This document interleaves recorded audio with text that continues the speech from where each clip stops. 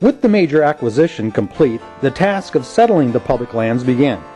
The settlement era began with a dual problem. The people were restless, and there was little money in the treasury. American ingenuity provided a solution. Make use of the lands acquired, starting with the 237 million acres ceded by the original 13 colonies to the newly formed United States government. The challenge then became how to get these lands into the hands of the new U.S. citizens for cultivation and settlement. Alexander Hamilton, then Secretary of the Treasury, conceived the idea of a new government agency, which he called the General Land Office. Like many good ideas in government, this one took time, 2 years actually, to be enacted into law.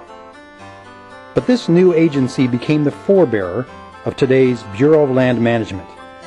The transfer of public lands into private ownership was done through formal land patents. Starting in Ohio, the GLO established offices to sell tracts of land to settlers. To complete these transfers, land surveys were done and title documents completed by the thousands. Indiana and Michigan were next, then south and west to Tennessee and Georgia.